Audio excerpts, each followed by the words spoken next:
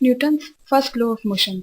जैसा कि हमने इनर्शिया में पढ़ा था, कोई भी बॉडी, एनी ऑब्जेक्ट अपनी उसी स्टेट पे रहना चाहता है जिस स्टेट में वो पहले से है, अनटिल एंड अनलेस, जब तक कि उस पर कोई एक्सटर्नल फोर्स नहीं लगाया जाए। कोई बॉडी अगर रेस्ट में है तो रेस्ट में ही रहेगी, कोई बॉडी अगर यूनिफॉर्म मोशन में है तो यूनिफॉर्म मोशन में ही रहेगी, जब तक कि उनकी स्टेट चेंज करने के लिए उन पर फोर्स नहीं लगाया जाए। So according to Newton's first law of motion, major inertia, every body continues to be in state of motion in a straight line unless it is compelled by some external force to act it. If the net external force on the object is zero, we conclude that acceleration of the object is zero. It means the object in uniform motion continue to move with a uniform velocity, or the object at rest continue to be at rest until an external force is applied to it to change its position. Okay, so हम statement लिख लेते हैं इसका, Newton's first law of motion का। Every body continues to be in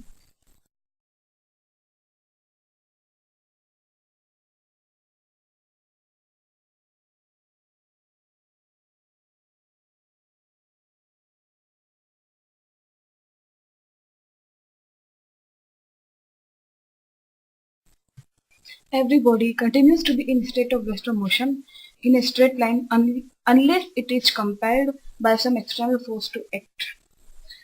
If the net external force on the object is zero, it means the acceleration of the object is zero.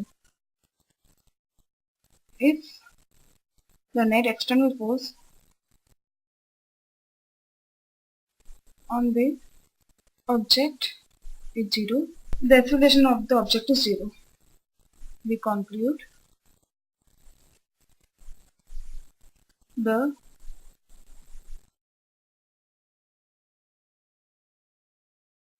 acceleration of the object is zero. इसका मतलब वो object uniform motion में continue होगा। It means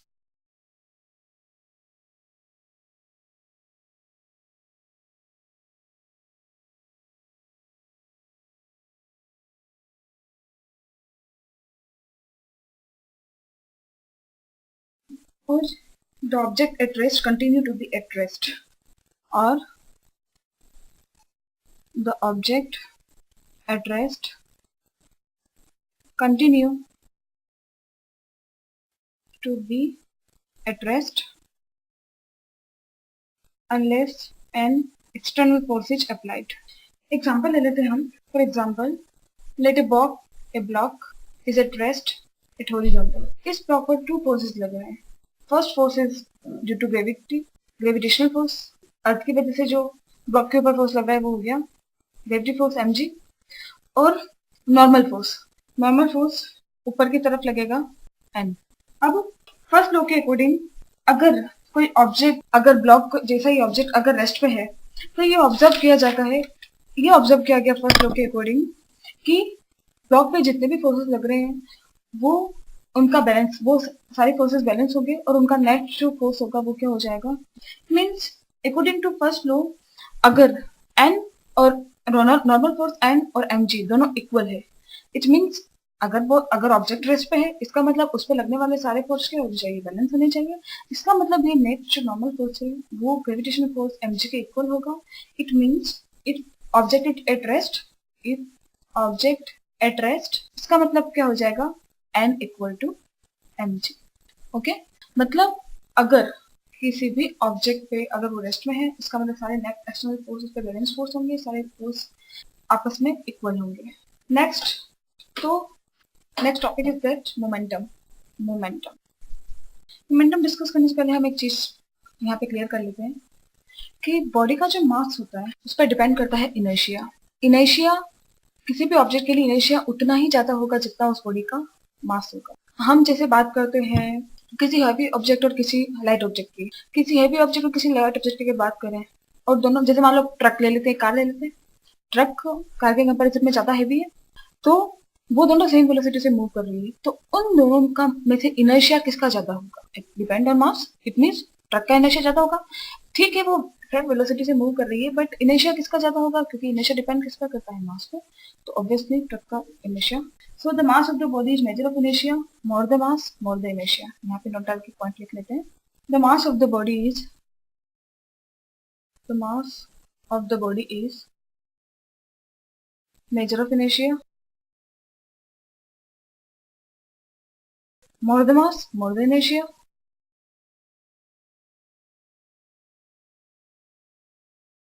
okay, next topic हम discuss कर लेते हैं Newton second law से पहले हमें एक टॉपिक डिस्कस करना पड़ेगा मोमेंटम. हमें ये जानना जरूरी है कि मोमेंटम क्या होता है. Momentum of a body is defined to the product of its mass and velocity v and it is denoted by p.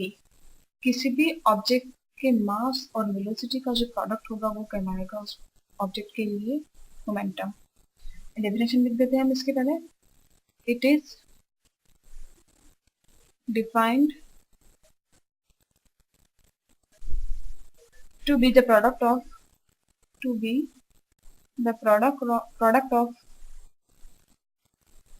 mass and velocity of a object. It is denoted by P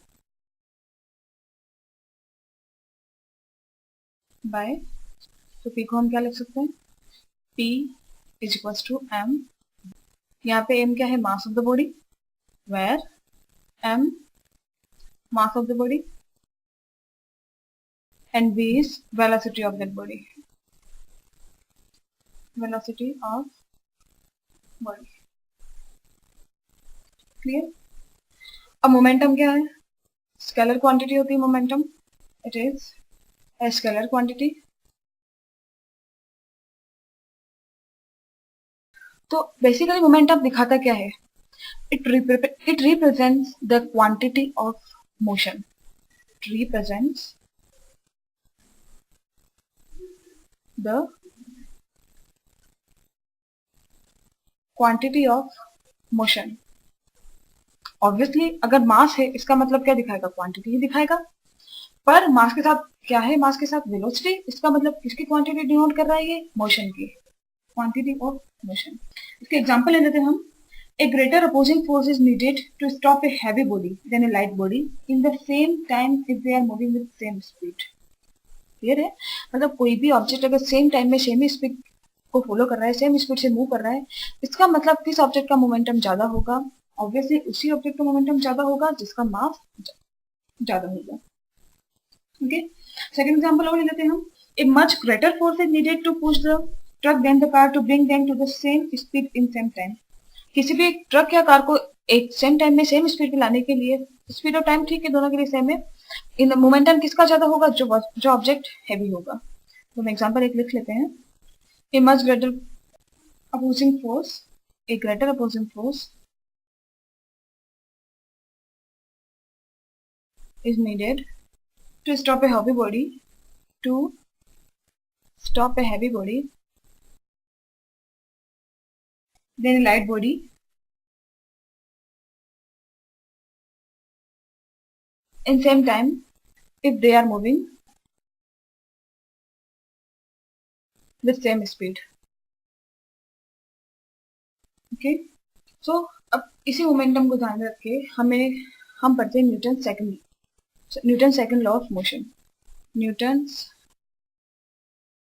second law of motion. According to Newton's second law, the rate of change of momentum of a body is directly proportional to the applied force takes place in the direction in which the force acts. किसी भी object के लिए उस पर applied force किसके directly proportional होगा, rate of change of momentum. उसका momentum time के साथ कितना वेरी कर रहा है उसके डायरेक्टली प्रोपोर्शनल होगा. स्टेटमेंट लिख देते पहले हम इसके लिए. The rate of change of momentum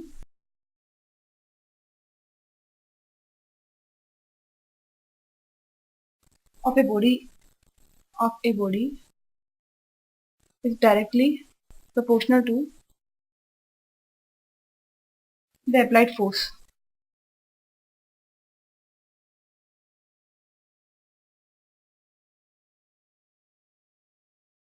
And takes place in the direction in which the force acts. उसी डायरेक्शन में होगा जिस डायरेक्शन में फोर्स एक्ट कर रहा है. And takes place in the direction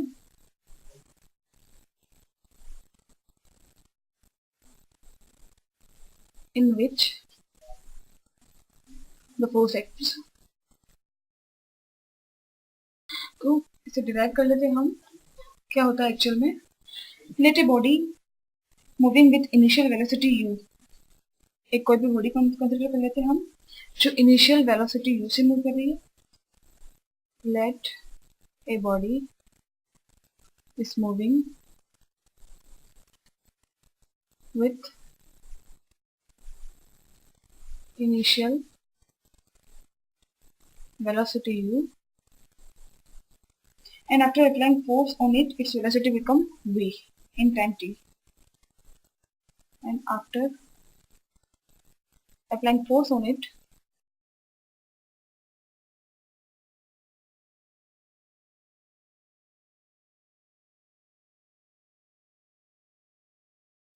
f force apply कर रहे हैं हम, डिनोट कर लेते हैं f force को, f on it, its velocity become v in time t. Object लेते हैं हम, एक बॉडी है, एक मास जिसका मास m है, u वेलोसिटी से मूव कर रहा है. जब हम उस पर f फोर्स लगाते हैं, f फोर्स लगाने के बाद t टाइम के अंदर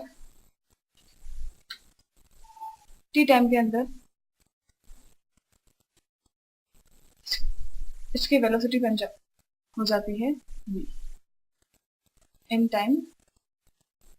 ओके, तो जैसा कि हमें पता है कि मोमेंटम क्या होता है, मास और वेलोसिटी का प्रोडक्ट. तो इनिशियल मोमेंटम क्या हो जाएगा बॉडी के लिए, initial momentum of body, initial momentum को p1 से डिनोट कर लेते हैं हम. p1 is equals to m u, question first. Okay, final momentum क्या हो जाएगा बॉडी के लिए, फाइनल मोमेंटम ऑफ बॉडी. एक फोर्स अप्लाई करने के बाद बॉडी की वेलोसिटी चेंज होगी तो मोमेंटम में चेंज आएगा. तो फाइनल मोमेंटम को हम p2 कंसीडर कर लेते हैं. p2 is equals to momentum is product of mass and velocity m into v. Equation. अब इक्वेशन न्यूटन के सेकंड लॉ के अकॉर्डिंग हमें क्या करना है, हमें पता है कि force directly proportional to the change in momentum, rate of change in momentum. तो चेंज इन मोमेंटम निकाल लेते हैं पहले हम. चेंज इन मोमेंटम कितना होगा, change in momentum p2 minus p1 is equals to m, p2 की वैल्यू है mv minus m u, m common ले लेते हैं हम, m v माइनस u.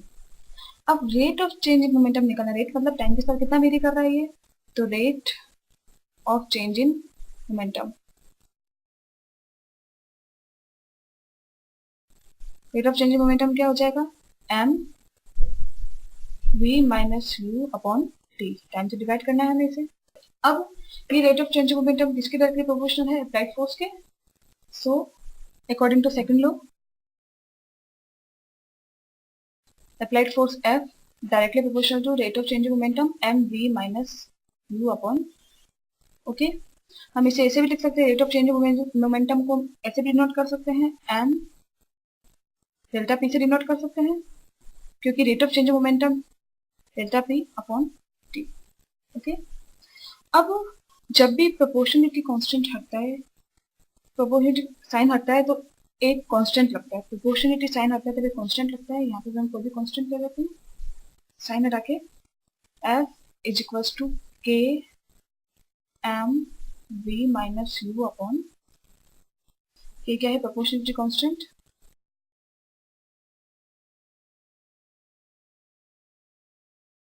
अब हम जानते हैं कि changing velocity per unit time क्या होता है, एक्सेलरेशन. तो v minus u by t क्या हो जाएगा, acceleration, v minus u upon t is equals to acceleration a. So f की वैल्यू क्या हो जाएगी, f is equals to k m. Okay, a लिख देते हैं, a है acceleration.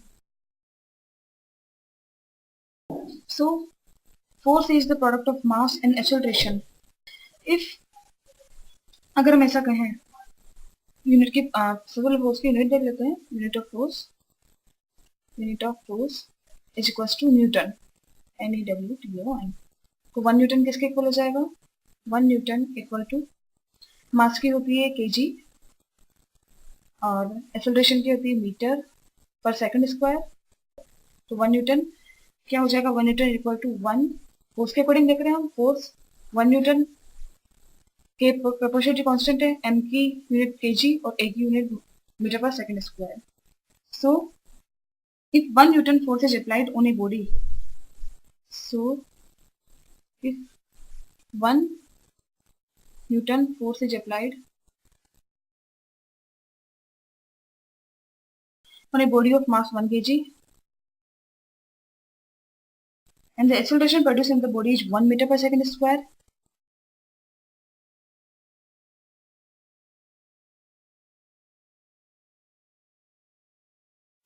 then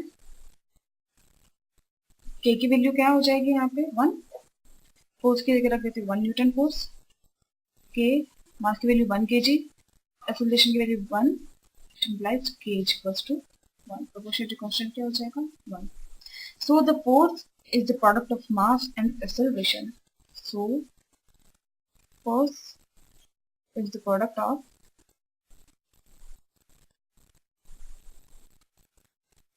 mass and acceleration. Okay. Second law के regarding कुछ पॉइंट्स लिख लेते हैं। सेकेंड लो पे बेस्ड है।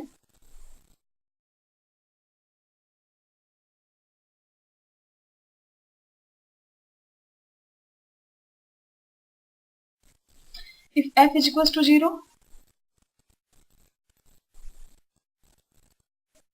it implies a is equal to 0।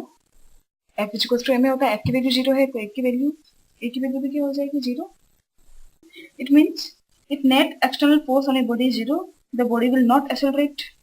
ये न्यूटन फर्स्ट लॉ प्रूव हो रहा है इससे कि अगर बॉडी पर एक्सटर्नल फोर्स लगाया जाएगा और अगर बॉडी मूविंग कंडीशन में है, यूनिफॉर्म मोशन कर रही है, तो इसका मतलब अगर आपको एक्सटर्नल फोर्स अप्लाई नहीं किया जाएगा तो उसका एक्सेलरेशन प्रोड्यूस क्या हो जाएगा? 0। इट इम्प्लाइज फर्स्ट लॉ से फर्स्ट लॉ प्रूव हो रहा है सेकंड लॉ से। Second point, the second law of motion is a vector law. Only the component of velocity changes according to direction of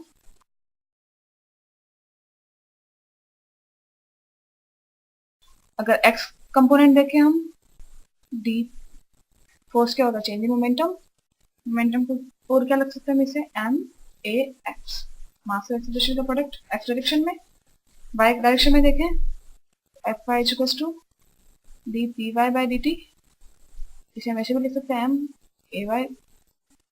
और अगर z डायरेक्शन में देखें f z equal to d p z by dt equal to m a z direction. Okay, next, किसी भी instant पर हम जब भी फोर्स मेजर कर रहे हैं तो हम उसकी हिस्ट्री को नहीं देखते। मतलब एट ए टाइम हमने फोर्स अप्लाई किया, एट ए टाइम क्या चेंज हुआ ऑब्जेक्ट में कि वो मोशन कर रहा है, यूनिफॉर्म मोशन कर रहा है तो एक्सेलरेट हो जाएगा, फिर एक्सेलरेट या फिर स्टेट में है तो मोशन में हो जाएगा। किसी भी स्टेट को चेंज करने के लिए स्टेट चेंज होगी तब हम एट द टाइम जितना फोर्स अप्लाई किया उसके अकॉर्डिंग उसमें जो चेंज हुआ ऑब्जेक्ट में हम वही कंसिडर करते हैं, उसकी हिस्ट्री को कंसिडर नहीं करते कि उससे पहले उस ऑब्जेक्ट में क्या रहा होगा। ठीक, तो थर्ड पॉइंट हम ऐसा लिख लेते हैं, at a particular time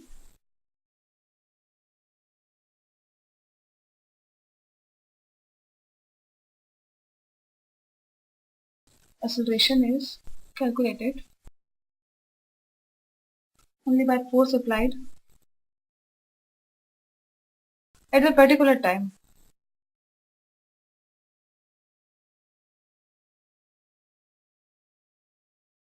example कर लेते हैं इसके according. Example, a force of 20 Newton acting on a mass m।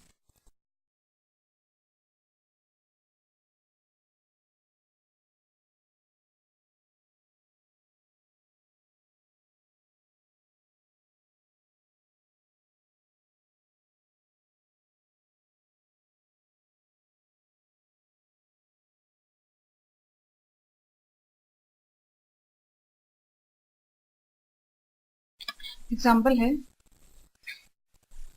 A force of 20 Newton acting on a mass m1 produces an acceleration of 4 meter per second square. The same force is applied on mass m2, then the acceleration produces 0.5 meter per second square.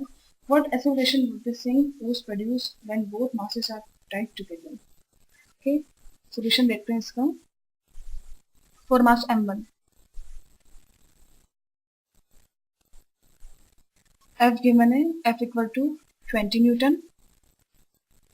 A हमें दे रखा है acceleration 4 metre पर second square. F है, M है अपने पास में, तो हम A है अपने पास में, तो हम m1 की वैल्यू निकाल सकते हैं मास की. अकॉर्डिंग टू सेकंड लॉ हमें पता है कि force is equal to mass into acceleration. तो according to Newton second law, F is equals to m a, then m1 is equals to F by a. m1 की value है 20 Newton, a की value 4, 5, unit होती है मास की kg. Okay, for mass m2 इसी तरीके से m2 निकाल लेते हैं हम. m2 क्या हो जाएगा, F by a, फोर्स वही 20 न्यूटन, a हमें दे रखा है, इसे A1 इसे A2 कंसिडर कर लेते हैं एक्चुअली में. A2 एक्सेलरेशन क्या दे रखा है, मास m2 के लिए 0.5, तो m2 की वैल्यू आ जाएगी 40 kg. ओके, अब क्या किया है कि दोनों मास को एक साथ टाइट कर दिया है. टाइट करने पर दोनों मास ऐड हो जाएंगे. When both masses are tight, then m की वैल्यू क्या हो जाएगी, total mass m equals to m1 plus m2. m1 की वैल्यू है अपने पास में 5 प्लस m2 की वैल्यू 40, देन m की वैल्यू क्या हो जाएगी 45 kg. फोर्स वही अप्लाइड है 20 न्यूटन, देन एक्सेलरेशन A की वैल्यू हो जाएगी F by m 20 upon 45, A equals to 0.44